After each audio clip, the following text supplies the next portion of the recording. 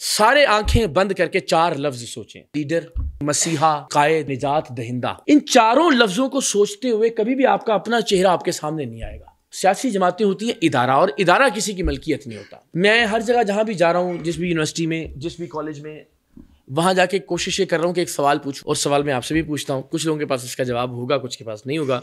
यहाँ जरा ज्यादा नौजवानों के पास इसका जवाब होगा, यूनिवर्सिटीज कॉलेजेस में जरा कम लोगों के पास। मैं कहता हूं कि आप में से कितने लोग हैं जिन्होंने जिंदगी में ये सोचा है कि वो प्राइम मिनिस्टर बन सकते हैं इस मुल्क के?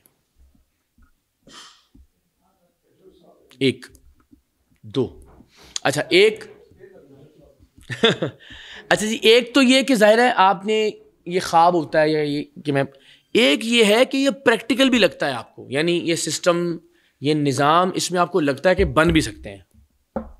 लगता है इस सिस्टम में रहते हुए बन जाएंगे? तो फिर नहीं ना, आपके पास है 30-40 करोड़ है, मैंने कहा तो फिर नहीं बन सकते ना, इसका मतलब है। आपका क्या ख्याल है सर इस पे?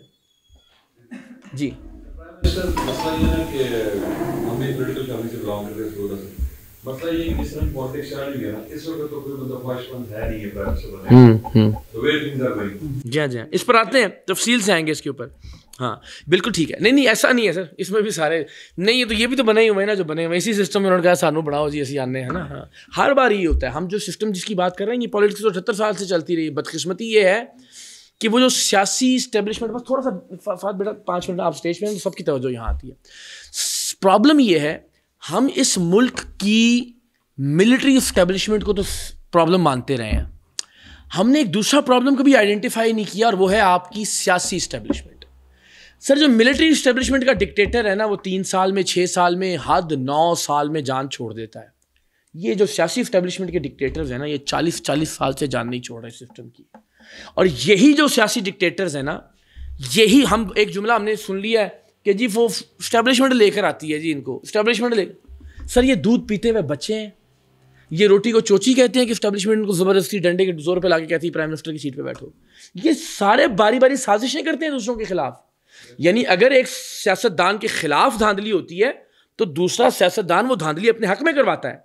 हर बार चाहे मार्शल भी लगे, तो इन्हीं सियासतदानों में से कोई होता है ना जो मिठाइयाँ भी बांटता है। बेनज़ीर साहिबा की वीडियो मौजूद है जिसमें मुशर्रफ के मार्शल की जो है वो तारीफ कर रही है। लोगों ने मुशर्रफ के मार्शल को इमरान खान साहब ने एंडोर्स किया, 5 साल के लिए वोट दिया। मैं ये कहता हूँ, हम जो बाहर के अफराद हैं, जो गैर मुतल्लिका लोग आके बार बार डकैती करते हैं वोट के ऊपर, हमारा सारा जोर उन पे है।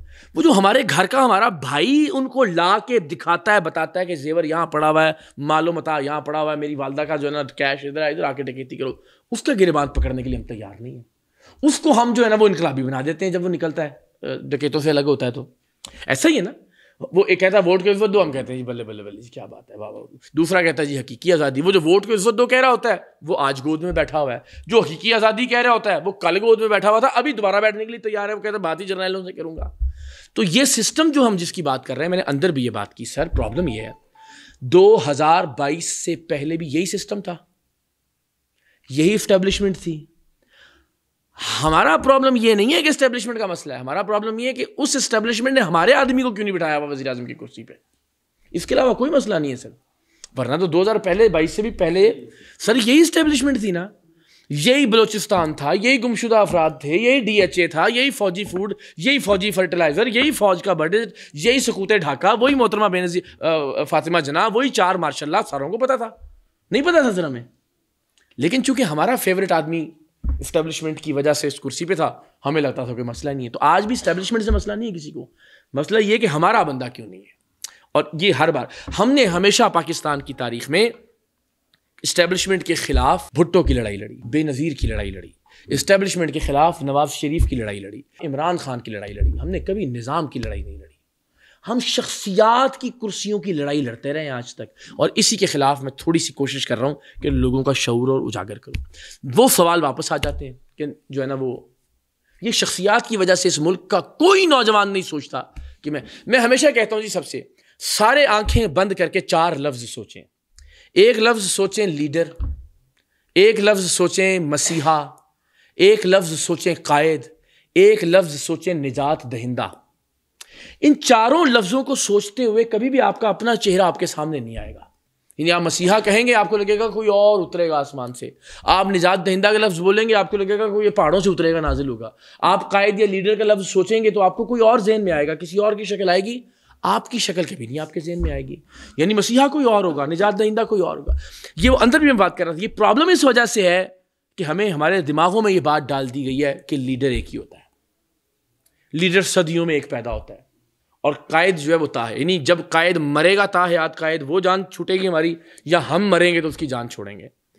ये किधर है दुनिया में ताहयात कायद? कहीं नहीं है।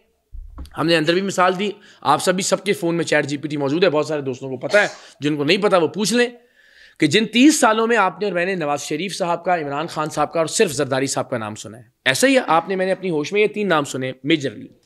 इन 30 सालों में अमेरिका में बिल क्लिंटन आया, अपना काम करके चला गया, बुश आया, अपना काम करके चला गया, ओबामा आया, अपना काम करके चला गया, ट्रंप आया, अपना काम करके चला गया, जो बाइडन आया, अपना काम करके चला गया, और लास्ट टर्म के लिए फिर ट्रंप आ गया। बरतानिया में टोनी ब्लेयर आया, अपना काम करके चला गया, गॉर्डन ब्राउन आके अपना काम करके सर्व करके चला गया, डेविड कैमरॉन आया, बोरिस जॉनसन आया, थ्रीसा मे आई, ऋषि सोनक आया। लोग आ रहे हैं, अपना काम करके जा रहे हैं। ये तो चले हुकूमत है। चैट जीपीटी से पूछें, आपको पता भी नहीं होगा। मैं कह रहा हूँ कितना पढ़ा लिखा, मैं चैलेंज करता हूँ, किसी को नहीं पता होगा लेबर पार्टी का सरबराह कौन है बरतानिया में। आप सारे पॉलिटिकल लोग हैं ना, मुझे भी नहीं पता, आपको भी किसी को ये भी नहीं पता होगा कि कंजर्वेटिव पार्टी का, रिपब्लिकन का सरबराह कौन है, डेमोक्रेट्स का सरबराह कौन है, बीजेपी का सरबराह जेपी नड्डा है। हमें CDU जो है जर्मनी की पार्टी, हमें पता ही नहीं है।